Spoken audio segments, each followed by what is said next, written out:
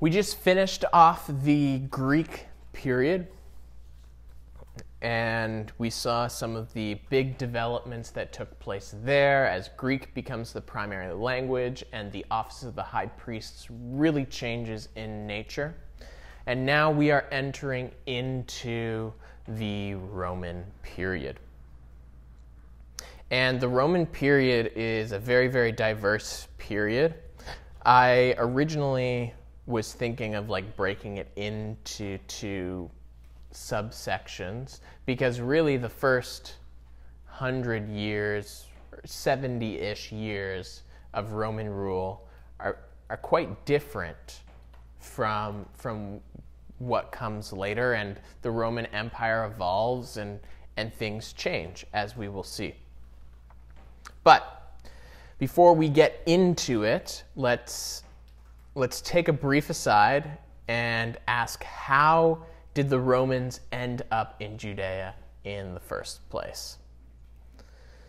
Do you guys remember specifically who it was? Who was this first guy? Julius Caesar. No, not Julius Caesar. That's okay if you don't know. All right, so in the 1st century BC, the Republic of Rome is continuing to expand its borders. And in the 60s BC, the man overseeing some of this border expansion is a guy named Pompey. General Pompey the Great is what he would become known as.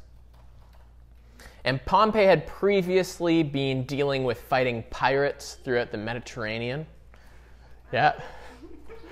I bet you've never seen that Disney movie, Pirates of the Mediterranean. But Wow. anyways, that was so bad. Anyways, so he had been fighting pirates in the Mediterranean, but in 66 he was sent over to the east to take over command in Rome's war against a guy named Mithridates the Sixth of Pontus. And so he takes over control of that war, and when he's given command, the Senate tells him that he has been given power to make war and peace and to organize the whole Roman East. Kind of rhymes in English. All right, he's got to make war, to make peace, and to organize the whole Roman East. And by 63 AD, Pompey had defeated Mithridates and then subjugated most of the East under Roman rule all the way down to Judea. And in the process, Syria was made a Roman province. Remember, Syria is kind of more the broad region that Judea is kind of next to, sometimes considered a part of Syria. And Judea was made a dependent of Rome, ending Jerusalem's status as a temple state. Now, and so remember that temple state had kind of been in existence since the Persians, but now that temple state of kind of having that autonomy has kind of come to an end. And Pompey's taking of Jerusalem was not pretty for the Jews, and as a result, it very quickly made Rome just as evil as Antiochus Epiphanes in the eyes of many Jews. That is primarily because when Pompey took Jerusalem, he not only went into the temple, but he went into the Holy of Holies himself. Yeah. And he survived, so I guess God wasn't there. Yeah. But yeah, that upset the Jews a lot to do that. It was something that Antiochus Epiphanes hadn't even done. And I think it also began to really mess with the thinking of many Jews because, as I said, if God was really in the Holy of Holies, Pompey shouldn't have walked out alive. And so, yeah, we'll see some of that evolution. We'll talk about it a bit tomorrow, some of that evolution of thought. Pompey also broke down the walls of Jerusalem in the process of taking the city. It is in this transition under Pompey that Antipater the Idumean began making some big power plays with Rome. As his name suggests, Antipater was an Idumean or Edomite. All right, they're kind of that same lineage there, whose family was probably originally forced to convert to Judaism when the Hasmonean kingdom took over the land of Idumea, sometime around the 2nd century. Antipater would eventually function as the governor of Idumea for a time. But more importantly for you, Antipater is the father of Herod the Great. Yeah, so Antipater is the founder of the Herodian dynasty. But back to Antipater's power play. All right, he influenced Pompey to make Hyrcanus II the high priest, knowing that he himself, Antipater, could more easily control Hyrcanus. And in doing this, Antipater continued to make himself more and more useful to Rome, and his allegiance was originally to Pompey the Great.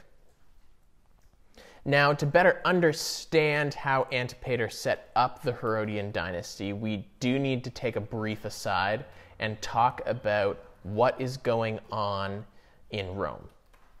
All right, and to help you with this, I've created this nice handout that's been distributed to you guys. And this covers kind of the first century BC and the first century AD and the political history going on there. And so as I talk and go through this period of time, you will see some of the key events that are listed here and also some of the key players. Obviously, not every single person for every position is listed on there, but I've tried to include the main people that are important for the New Testament. So, talking about what is going on in Rome and how this worked well for Antipater. So, I need to first introduce you guys to a man who you've probably all heard of and is probably almost as famous as Jesus himself. Now you can say his name. Oh, Julius Caesar. Julius Caesar. I was like, what? All right. The other JC. And though he may not seem immediately relevant, the events I'm about to describe were as close to the ministry of Jesus as World War II is to us. So, for us, even though we didn't live through World War II still has big implications on society today, and we all still learn about it. And it's still the outfall until COVID, yeah. Everybody all right. forget about it. COVID. Yeah, COVID, will be the next big world thing that we all reference to. But the distance and time-wise is relatively the same. From Jesus to the events of Julius Caesar, it's essentially the same amount of time between us and World War II. Just to kind of help you frame that in context-wise as to how recent in the memory it would have been. So, back in Rome, Julius Caesar had become a more and more popular and influential politician. But Pompey had as well. And the two of them, they both had quite a bit of influence, but they did not get along very well. And I might oversimplify this a bit in my explanation, so sorry to any history buffs listening. But in order to increase their power, creatively and to kind of keep holding on to it, they created the very first triumvirate. All right, so Julius Caesar, Pompey, and a man named Marcus Crassus came together and formed this triumvirate, where essentially the three of them together oversaw the Roman Republic. So Rome was still a republic at this time, and the way in which the politics and the governance of Rome and the Roman Empire of that time was set up, there was a lot of checks and balances to ensure that not one person ended up with all the power or held on to the power for eternity and became a dictator or emperor. I mean, eventually it didn't work out for them. But at this time, they are still a republic. And so as a way of kind of holding on to the power, but not at the same time, they form this triumvirate. And they're overseeing the republic, and during that, Julius Caesar eventually ends up heading over and fighting a war in Gaul, or the area of France, and he ends up taking a ton of area there. Pompey and Crassus are doing their own thing. But Crassus then dies, and this complicates things because the triumvirate is no longer intact. And when Crassus dies, Julius is up conquering Gaul, and Pompey says, screw this, I still hate Caesar, and turned the Senate against Julius Caesar. And this led to Julius Caesar's famous crossing of the Rubicon and entering Rome with his legions. And Pompey, I think, realized he had bit off a bit more than he could chew at that point, and Pompey flees out of Rome because Pompey's own men hadn't shown up in time to come and help him out. And this is the beginning of a full-on civil war amongst the Roman Empire between the supporters of Caesar and the supporters of Pompey. And a lot goes on in this war. They head into Greece. Pompey eventually heads down into Egypt, and Pompey ends up getting killed when he's down there. Caesar had essentially defeated Pompey in 48. And of course, when Caesar defeats Pompey, Antipater, back in Judea, shifts his allegiance to Julius Caesar. Makes sense, of course. Surprise, surprise. We're going to shift our allegiance to the one who's actually in power now. And Caesar, around this time, in 47 BC, is still in Egypt. And he's conquering Egypt, and he's putting the famed Cleopatra on the throne. Yeah. So Cleopatra is getting put on the throne in Egypt, but during that time, he ends up getting stuck in a siege in Alexandria in 47 BC. And Antipater actually stepped in and helped save Julius by sending some of his men from Judea to go help out Julius Caesar in Egypt. And Julius Caesar, of course, is very thankful that Antipater has stepped in and helped him out. And because of this, Julius Caesar responds to Antipater's help by first making Antipater a tax-free Roman citizen. Citizenship was a big deal in the Roman Empire. So he is a tax-free Roman citizen, and he makes him procurator of Judah. But not only did he give Antipater control over the land of Judea, but he allowed Antipater to rebuild the walls of Jerusalem, which Pompey had destroyed. And he lowered the tribute that Judea was required to pay to Rome. And in this is probably the most key development from this. Julius Caesar then made Judaism a legal religion in the Roman Empire. So there was legal religions and illegal religions, essentially. And if you weren't following a legal religion, then there could be some major implications for you in the empire. And so Judaism is made a legal religion, and the Jews aren't required at this point to worship the Roman gods. They can continue to follow Judaism. So that tribute's lowered. So this is a really big development for Judea.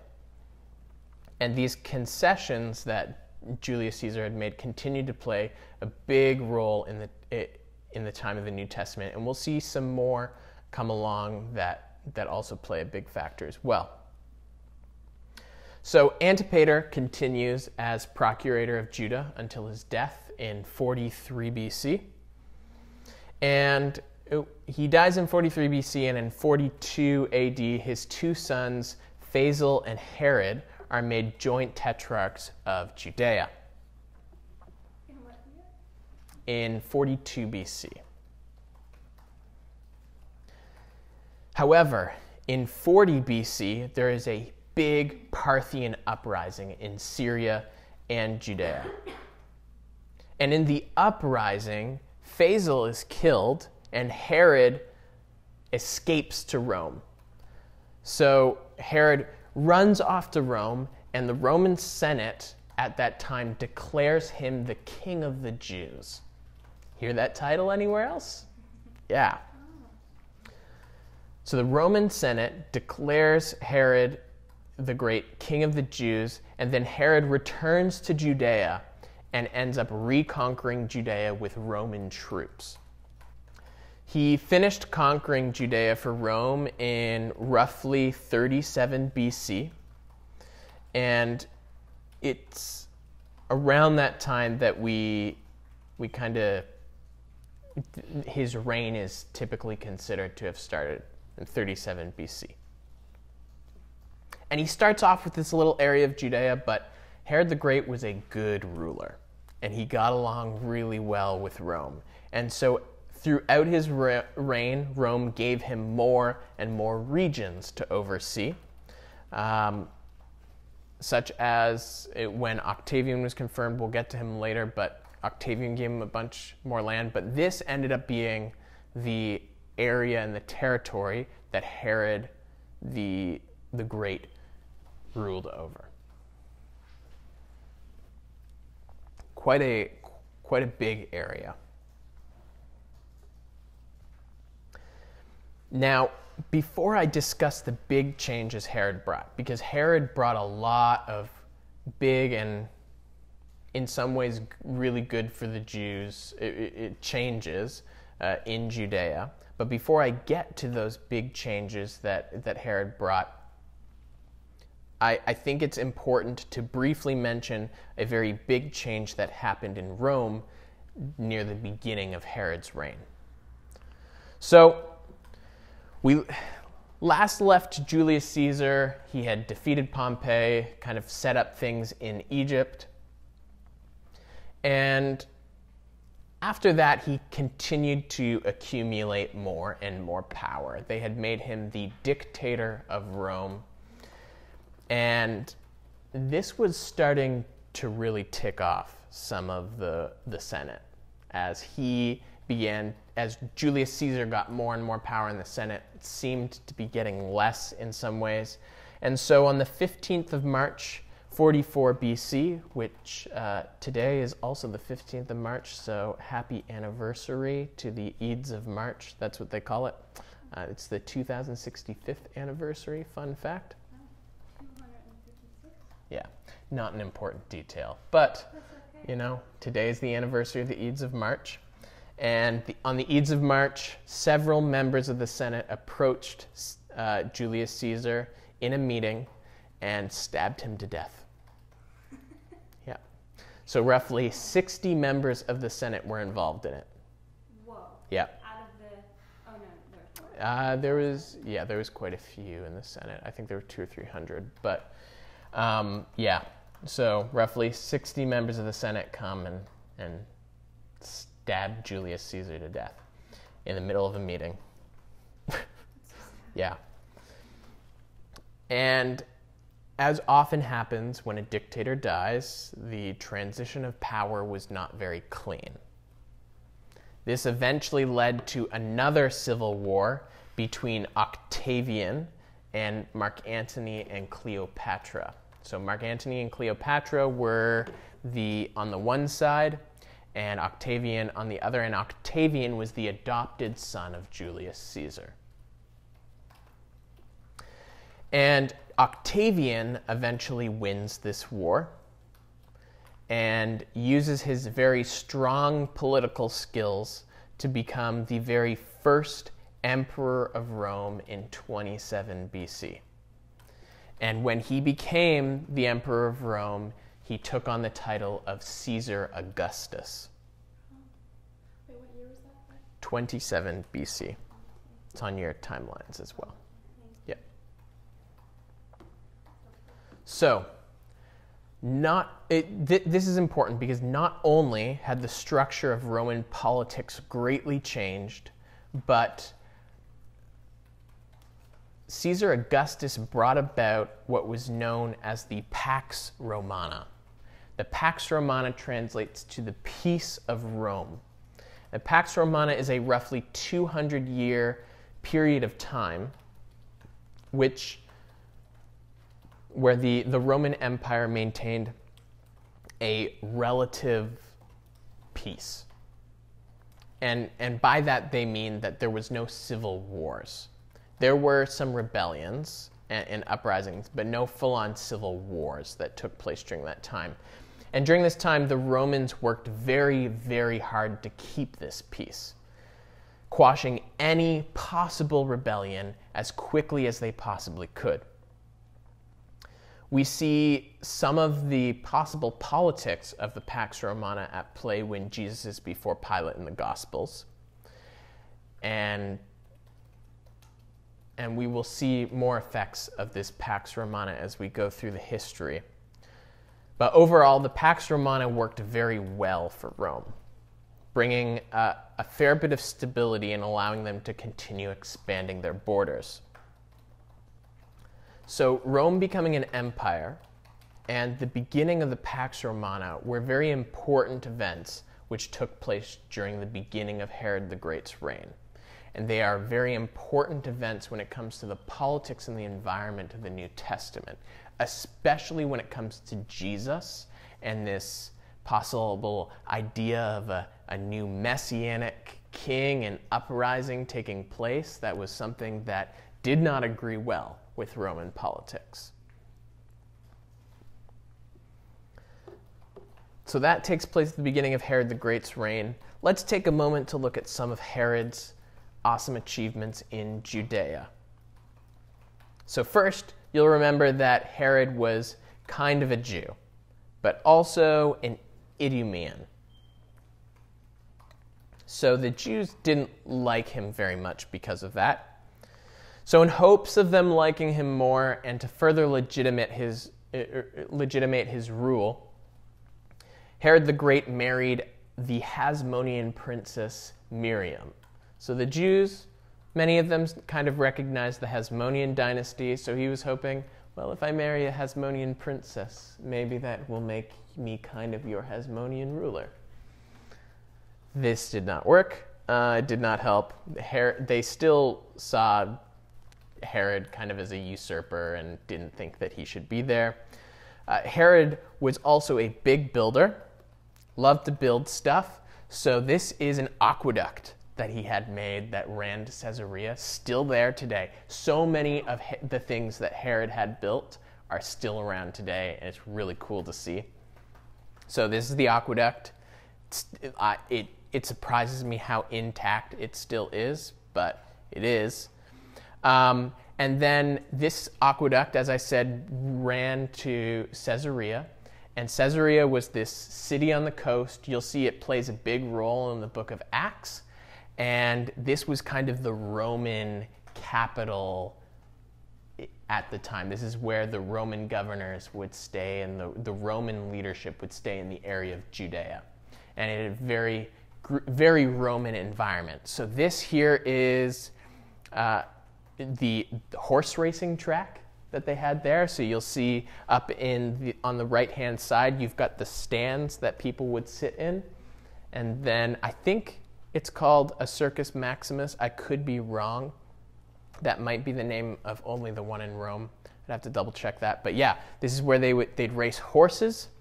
And then this is the big theater that they had there. I think some of this might have been reconstructed, but a lot of it, I believe, is the original still. And so arts and Greek culture and Greek theater, huge part of Roman and Greek culture at the time. So they had this big theater that was built. This is part of like a building and a dock. I'll show you in a second. This here, again, some more structures in Caesarea still around.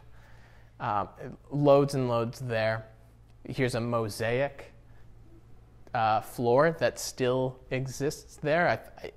It just fascinates me that it's still around so long, and especially something as detailed as like this mosaic floor.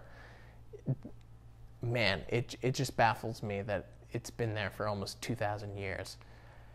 And then this here is kind of the harbor you're looking at. And so you see this on the left, you've got this area that kind of stretches out. Herod had built this man-made kind of seawall and harbor for Caesarea. And this is a model of what it looked like. And so it's not all there today.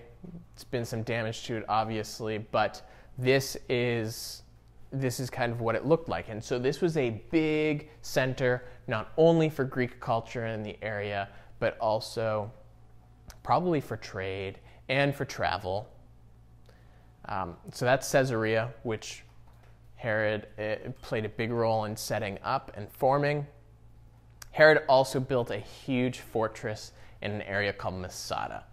And Masada is most famous now as being the last place where the Jews held out in the rebellion, which we'll talk about later.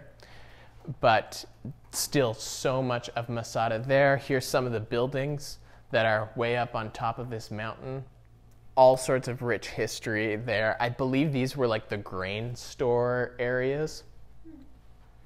And then this is, so on the right, these are kind of mirroring one another. On the right, you've got the remains of what kind of exists, and you can still kind of see the different levels. But on the left, this is a model of what that fortress looked like on the side of the mountain. So there was all sorts of stuff up on the top, but this was kind of his like lookout, and there's still like paint that they use that's still intact there. And so the path on the side, if you don't like heights, is not a fun path. Some people that I was with really did not like walking that path, but it's just still baffling and amazing how much of this fortress is still intact, and he built it right into the mountain. The most important thing, though, when it comes to the New Testament, when it comes to the building of Herod, is the temple. This is a reconstruction of what they believe the temple of Herod looked like. Sorry for the slightly lower resolution there. But this is probably his most important building project when he began the renovations for the temple. He made really big improvements on it, and they did so many improvements on it that construction didn't actually finish until the 60s AD, so well after his death, and it was only completed for a few years before it got destroyed again. In this, there was the formation of the temple tax, and we will see this show up in the New Testament as well. And the temple tax is a tax that every Jewish male 20 years or older throughout the entire Roman Empire was required to pay. And so they had to pay a half shekel for each male over 20 once a year towards the renovations of the temple. And this tax was even facilitated by the Romans. So the Romans were enforcing this tax on the Jews so that the temple renovations could take place. And of course, this led to a very large amount of money coming into the possession of the temple and played quite a big role in the politics of the time as well. And so that is what it looked like. Remember, when Zerubbabel builds his temple, it is nothing impressive. And then when Herod builds it, it is very impressive. The thing is, though, you would think that this would make the Jews really happy with Herod. It didn't help Herod much, though, because not poor Herod. Herod was a nut. But Herod, while also making sure this happened, Herod was also building temples to other gods in other areas. So that's why the Jews still kind of continued. They were like, cool, you built us a temple, but you built other gods' temples too, you heathen. Yeah. So this is what remains of the temple today. This wall. This is the Wailing Wall, and this is, yeah. And so this would be the base. The Temple Mount up at the top is no longer owned by Jews. It's owned by Muslims, and they have the Al-Aqsa Mosque there and the Dome of the Rock up there as well. And so this is the closest to the temple that the Jews really get. And so today you'll see it's partitioned. Men go on one side, women go on the other, and they pray because this is kind of, I could be a little off in my description, but essentially they believe this is kind of the closest that they can get to God at this point. So the temple was on top of there? Yep. So the temple was up there. I believe this is the line here where the Herodian stuff would have started. These huge stones. These stones are huge. They are humongous stones that Herod used in building kind of this foundation. That's crazy. Yeah. Was the foundation for the temple. Yeah. And then way down there's some remnants of some stairs that used to run up to the top. But that's what's there today. But still, like, a huge feat, and that Herod was responsible for it still exists today. And there's many more things that have Herod's fingerprints all over the area. He was, as I said, a very great builder.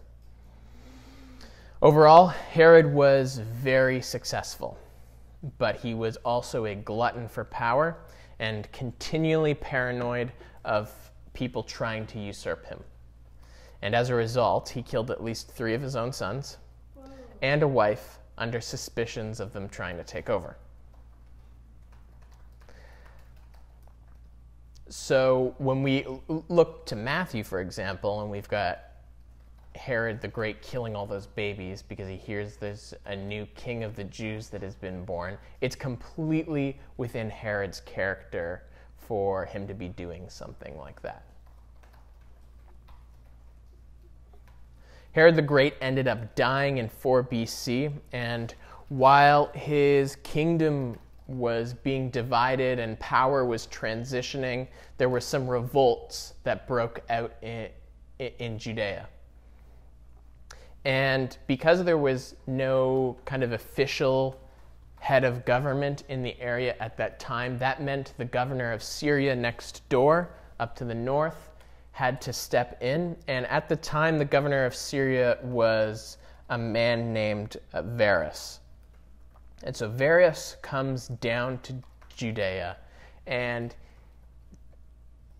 to put out the rebellion, he ends up crucifying 2,000 people in the area of Jerusalem. 2,000 people. And this is now within the lifetime of Jesus. All right, Varus crucified all of these Jews around 4 BC, and Jesus is believed to have been born around 4 to 6 BC. We'll get more into that dating when we get into the Gospels, but we're now talking within the lifetime of Jesus, 2,000 people being crucified around Jerusalem. And this was part of the enforcement of the Pax Romana. And it's an event that I encourage you to keep in mind when they're studying the Gospels, especially when Jesus is making statements about picking up your cross and following him. Because he's talking about crucifixion before his own crucifixion. His disciples at that time didn't necessarily know he was going to die by being crucified. But when you think of crucifixion at this time, it's this kind of event that is probably fresh in the minds of the Jews, if you say crucifixion. 2,000 people.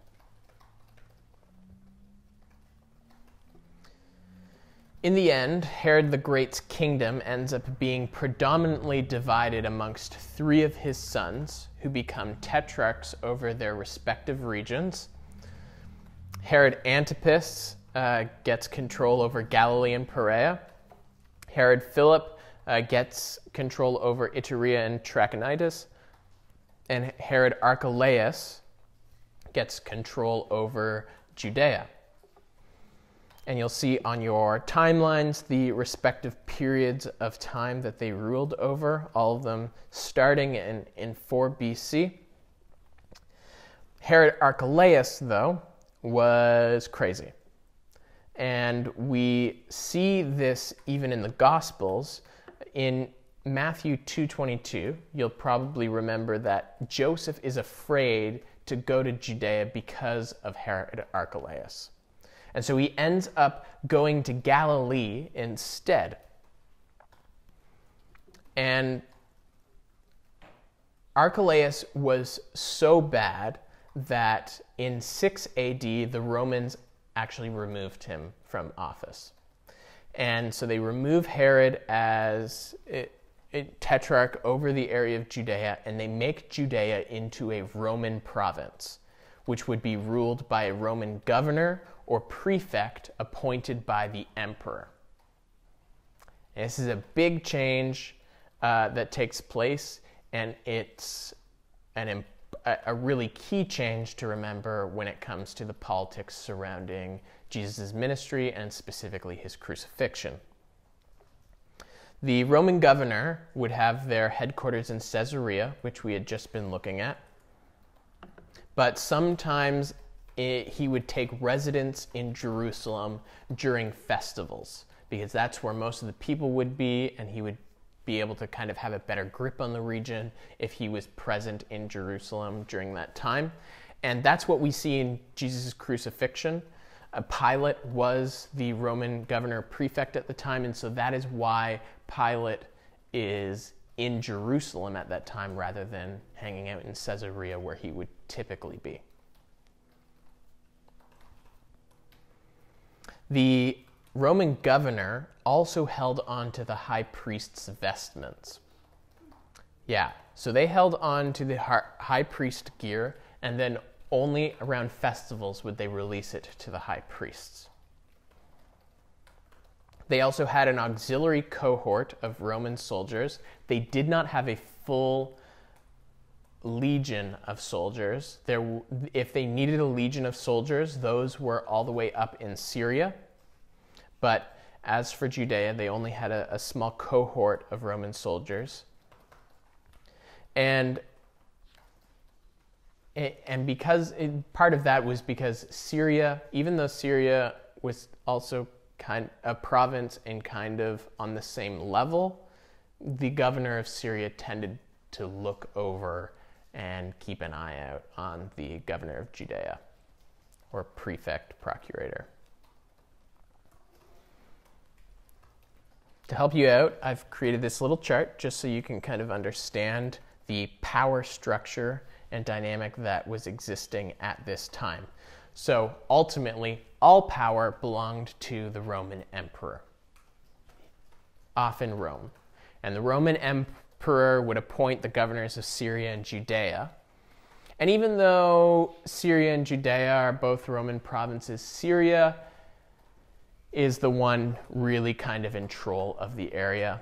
They've got all the legions of soldiers if Judea would ever need them, and they're the ones that step in when Judea is a mess and when Judea has all its power struggles and rebellions, that kind of stuff. And we see that happen several times in history, just as we had just discussed Varus coming in and putting down the rebellion and crucifying all those people.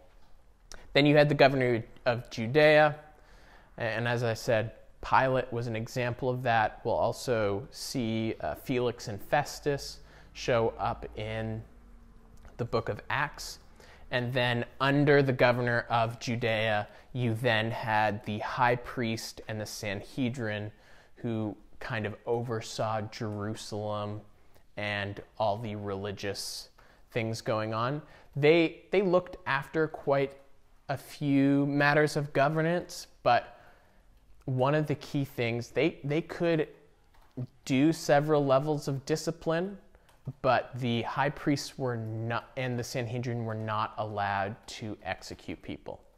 They could, I think, decree like the penalty of death, but that had to be approved by the Romans. And again, we see that at play when we get to the crucifixion, and is why the high priests and the Sanhedrin have to send Jesus to Pilate in order to have Jesus crucified, because the Jews were not allowed to do it themselves. In other areas like Galilee and Iturea, where you had the other Herods still in control, the power structure was still kind of the Roman emperor. Syria was still kind of keeping their eye out. And then instead of a governor of Judea, you had these Herods that were in control over that area. So similar power structure there, but this structure is much more predominant in the area of Judea. And in seeing that Galilee is under the control of Herod Antipas, and Judea is under the control of a Roman prefect, this will help you in some of the Gospels when we see the interaction between Pilate and a Herod at the time. So that Herod he is talking about is Herod Antipas, because I believe it's in Luke where Pilate, they send Jesus to Pilate, and Pilate goes, oh, he's from Nazareth? Send him to Herod. Herod's in town for the festival. Anyways, it can be Herod's problem because Herod looks over Galilee. And then Herod's like, it's not my problem, and sends him back to Pilate. So that's what is going on there. Makes so much sense. Yeah, it's when I learned that especially the whole matter of the crucifixion made so much more sense. So if you ever forget, that's why I've made this fun little timeline for you, and you can kind of see who the people are that the scriptures are mentioning, and see the role and the power that they played. Yeah. I have a quick question. So the governor of Syria, that's Varus or whatever? At one point it was Varus, but yes. So during Pilate's time, so Pilate is a governor, so Pilate's on the same level as the Herods, right? They're both governors? Essentially, yeah, but the Herods aren't ruling over official Judean or Roman provinces. Oh. Yeah, so yeah, they're more of a client king or client ruler per se. Okay. Yeah.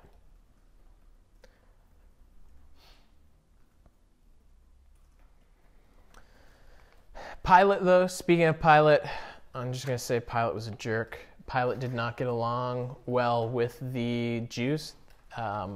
We do have some evidence of Pilate still. This is the Pilate stone. I believe it was found in Caesarea, and the Pilate's stone was, it mentions Pilate, and he was dedicating a structure to the Emperor Tiberius at the time. And so we've still got mention of him. He's still, this is a cool artifact that affirms his existence outside of the Bible. And Pilate, as I said, Pilate was a jerk. He didn't get along well with the Jews. Pilate did a number of things to instigate the Jews at times. Overall, the Romans had typically respected Jerusalem as a holy city and as a very sacred site. And because the Jews felt that way, the Romans chose not to bring any of their gods into the city. They chose not to put any of their military standards up because the Jews believed in not having images. The only thing that they really had going on was there was an eagle that they had put over the temple entrance, which a number of people tore down multiple times. But, I mean, it didn't cause as much contention as Pilate per se, because Pilate would intentionally bring standards in and images, which at one point even the emperor had to tell Pilate, take those out of Jerusalem, bring them to Caesarea, because the Jews were so upset with him. Yeah. And so Pilate did not get along well with the Jews.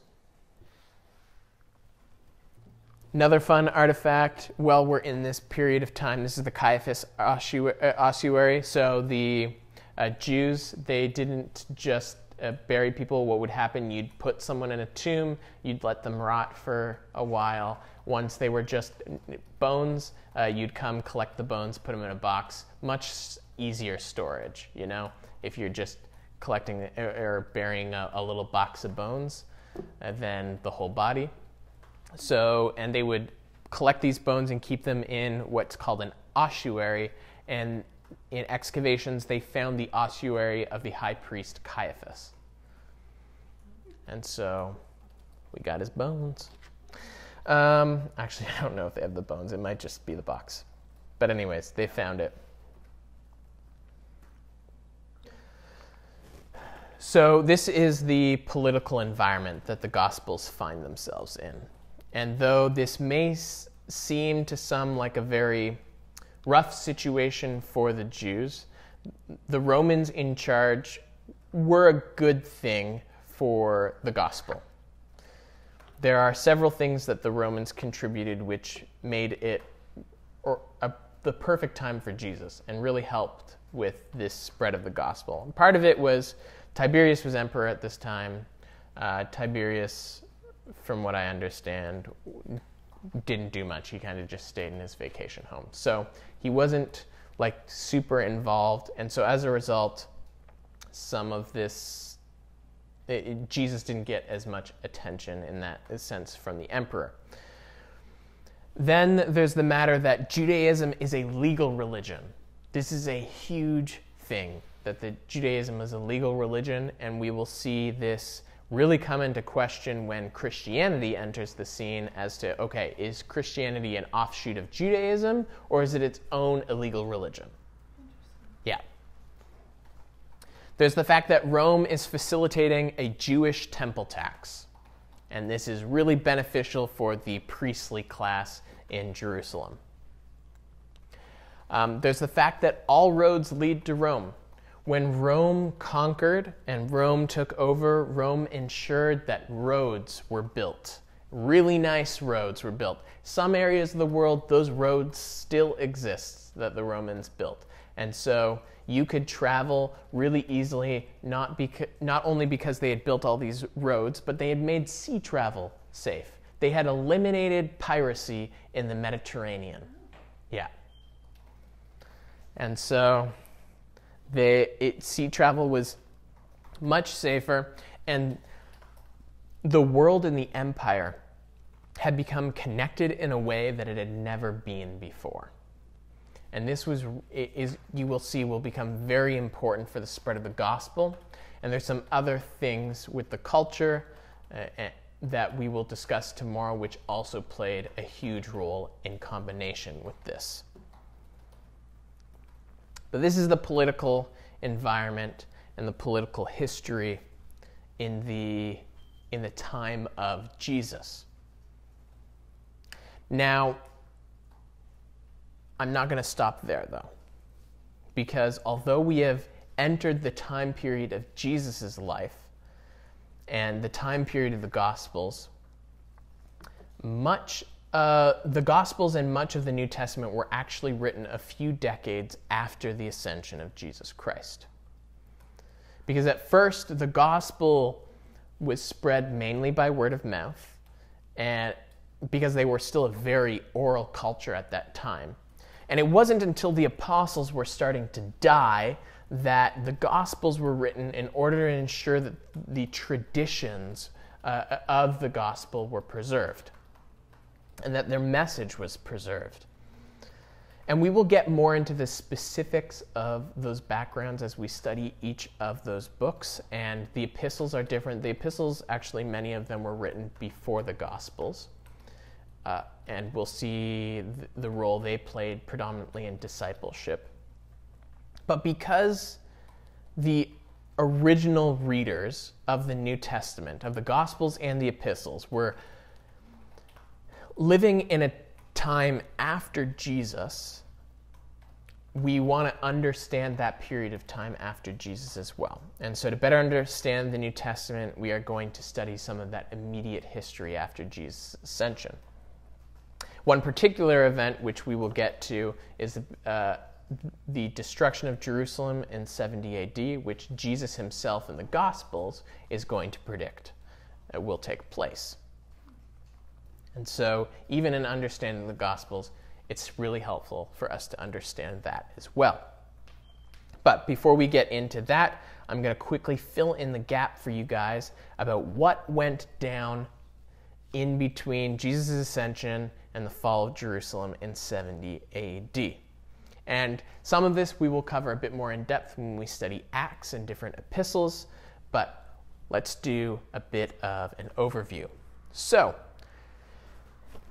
Caesar Augustus had been the first emperor of Rome, and after Caesar Augustus, you had Tiberius. And Tiberius was the emperor during the time of Christ's ministry and death. And Tiberius didn't do much. He wasn't a very active emperor. From my understanding and what I've read, he liked to hang out in his vacation home of Capri a lot. And so when Jesus' ministry was going on, he didn't even know it was going on. Some people argue that Tiberius never found out.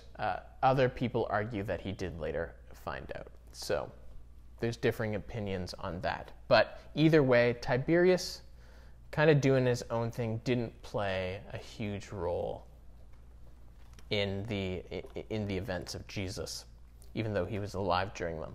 After Tiberius, you had Caligula. Now, Caligula did not get along well with the Jews, but his reign was quite short. He was followed then by Claudius, and Claudius also did not have a great relationship with the Jews, to the point where Claudius actually expelled the Jews from Rome for a while because of some stuff that had gone down.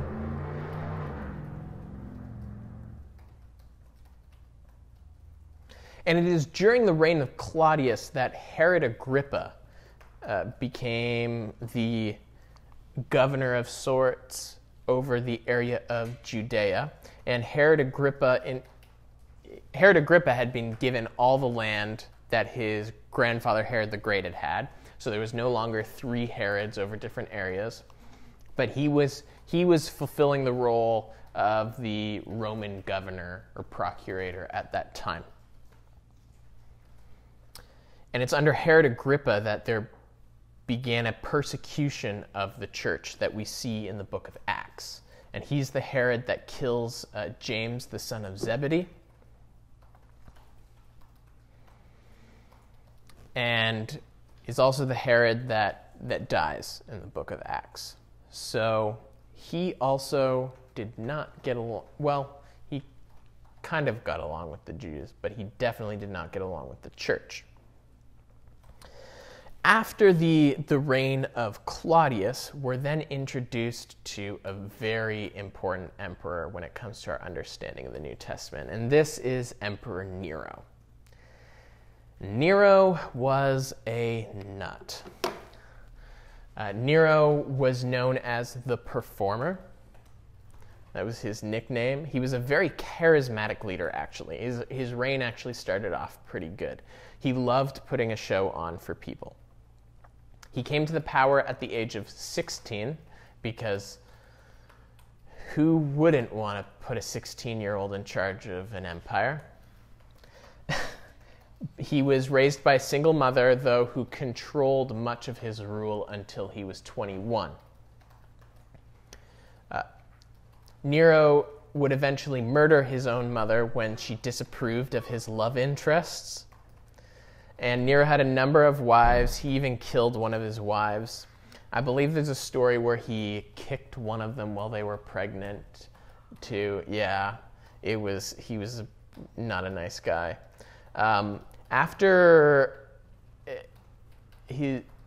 one of his favorite wives died, he even married a couple of guys that he had made into eunuchs because he thought these guys looked like his favorite wife. Yeah. Okay. And during his reign, there was a really key event that you guys will want to remember, and it's called the Great Fire of Rome. The Great Fire of Rome happened in 64 AD, and when it devastated a large part of the city, and when it happened, rumors began to spread that Nero was the cause of the fire. And Nero benefited greatly from this fire. He used this destroyed area of the city to then build some monuments of his own. And since people were starting to get upset with Nero, and these rumors are going around that he started the fire, Nero told the public that it was the Christians that caused the fire. Yeah. And this led to a huge bout of persecution against Christians. And Neronian persecution is probably the environment that quite a few books of the New Testament are written within.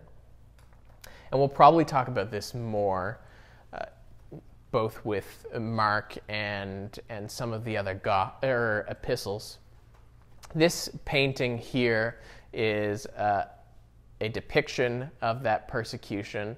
So part of Nero's persecution, we're told by the historian Tacitus, is that he would, for example, sometimes he would stuff Christians inside of dead animals so that and then kind of like throw them in the ring, and then the lions and other animals would tear the Christians apart. And then he'd throw these big parties, and this painting is depicting one of his parties. But at night, you need lanterns to keep you bright. And so he would stick the Christians up, and he would burn the Christians as torches and lanterns to light his parties at night. Wow. Yeah. So this persecution is something that's good to keep in mind and remember when it comes to our understanding of later books of the New Testament. Surprisingly, as I said at the beginning, Nero's reign did start off okay, but then he became crazier and crazier throughout his reign until the Roman Senate declared him an enemy of Rome. And he was deposed as emperor, and he then ran off and killed himself. And so that was it. That was how his reign ended. But near the end of his reign, a really big event started taking place in Judea. and this is the Jewish revolt of 66 to 73 AD. So Nero is still in charge. Over in Judea, the Roman procurator or governor at the time is a guy named Florus. It's 66 AD, and it's a bit of a messy situation from what I've read. There's some disagreements happening between Florus and between the Jews, and some banditry going on. And overall, this built up to what is seen as the trigger or the beginning of the war. And that is when the captain of the temple convinced the priests to stop offering the sacrifices that were made each day on behalf of the emperor. So part of the political agreement and part of the things that kept Judea's relationship going with Rome is that, okay, yes, they were not worshiping the Roman gods and pantheon or the emperor, but instead of worshiping the emperor, they would make offerings to Yahweh on behalf of the Roman emperor twice a day. And so in 66 AD, what happens is that offering gets cut off and stopped. And this was followed by the Jews then chasing out and killing all the Romans in Jerusalem. The governor of Syria is a guy named Cestes Gallus at the time, and he decides, all right, this has got to be dealt with, since Syria was still kind of overseeing Judea. And Gallus sends a legion of Roman soldiers to go stop the rebellion in Judah, and somehow the Jews managed to actually defeat this force, and Gallus had to retreat. And it's worth noting in this, as this rebellion is starting, that there was differing opinions amongst the Jews on this rebellion. And amidst it all, the Jews were not only fighting the Romans, but they were fighting each other too. It was full-on civil war, not only in Jerusalem, but all the way up into Galilee as well. So they're fighting the Romans and they're fighting themselves. And things continued to escalate to the point where Nero hears about it, and he sends his general Vespasian to lead the charge against the rebellion in 67 AD. So Vespasian arrives in Judea with and within a couple years, he takes back most of Judea to the point where it's mostly just Jerusalem left. But while Vespasian is in Judea, that is where Nero gets kicked out of his position and kills himself, and the Senate makes Galba emperor. Galba. Galba. And this begins the year of the 4 emperors.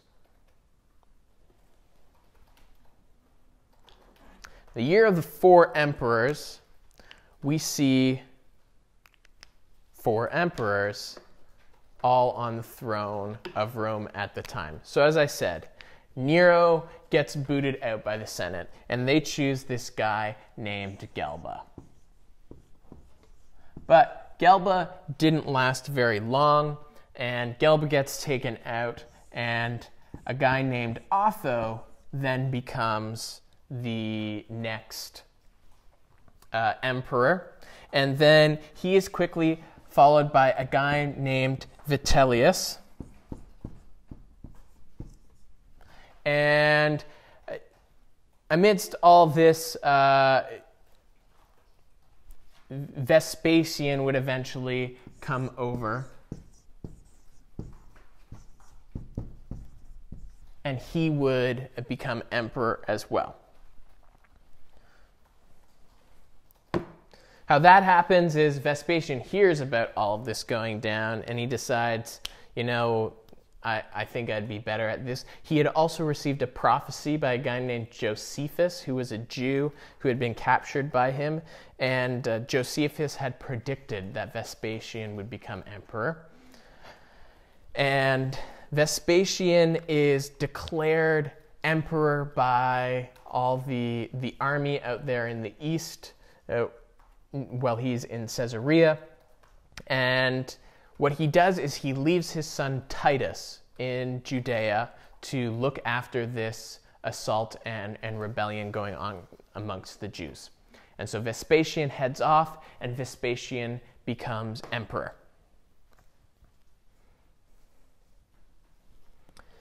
And so Vespasian's now emperor, and Titus begins his assault. Now, at this point, as I said, Vespasian had already cleared out most of the land of Judea. And so most of the Jewish rebels had fled into Jerusalem. And there were now several big parties at play in the city. One of the key ones being the Zealots, and another one being the Idumeans.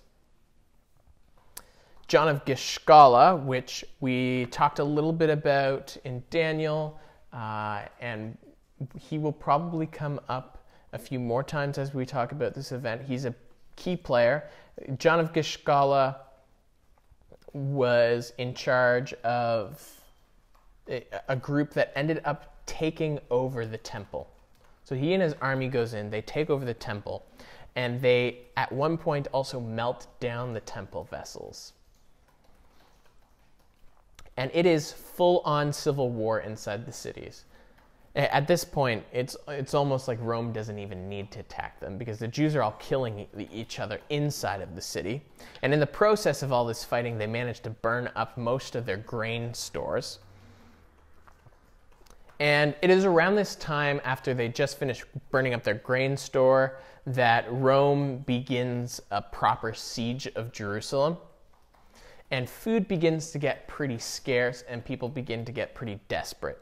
And Josephus records this unfortunate story, and it very much echoes the fall of Jerusalem and stories we hear of the fall in 586 in Jeremiah and Lamentations. But Josephus tells this story where there was a lady who had this baby at the time, and yeah, you know where it's going. She had this baby, and she was sitting there, and all this food shortage, and everything's going to hell in a handbasket, and she's like, why am I keeping you alive in this world? It's such a horrible world. And so she kills her baby and starts eating it. And these people were they were looting houses and going through, and a bunch of guys walked in on her eating her baby. Yeah. So that's how desperate people had become. I've also seen accounts of the people supposedly eating like shoe leather. And so it's the situation inside the city of Jerusalem during this siege and during this war is not pretty. It's a bloodbath inside the city. And things continue to escalate. And eventually there are some final assaults that happen in 70 AD. And the Romans eventually enter into the city, and the temple, the city, and the walls of Jerusalem are burned and destroyed. The Romans looted all the gold and all the goods. Most of the remaining Jews were enslaved. In what was left of the temple, we're told that they made some offerings to Roman gods in the process. And it's here, in this destruction of Jerusalem, that we see the end of Second Temple Judaism. Here we have a piece of artwork on the Arch of Titus, and it depicts Titus's victory over Judea, and you can see them hauling away the menorah and other goods of the temple with them. Also, when they had victory, there were a number of coins that were minted during this time. This says,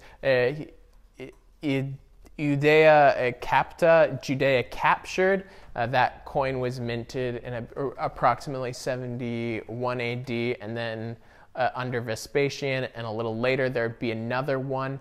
And so here it talks about Judea being captured. There's like a woman kind of crying beside a palm tree on this coin. And then over here it depicts a Jew kind of being subjugated with this kind of trophy of armor behind him. And so this was a big event for the Romans, especially for Vespasian and Titus, who were key in doing this, and then both later became emperors. And so these, I believe there's quite a number of these coins around. They were minted to commemorate this event. Yeah. Yeah. It's factual, and as I said, this is the end of Second Temple Judaism. Judaism was never the same afterwards. This was the end of the sacrificial system. And to this day, Judaism that exists today is not the same as Old Testament or New Testament Judaism. Because the sacrificial system is not in place. And there's many of us who study the New Testament and see this new covenant that Jesus brought, and this kind of symbolizes the end of the old covenant as well.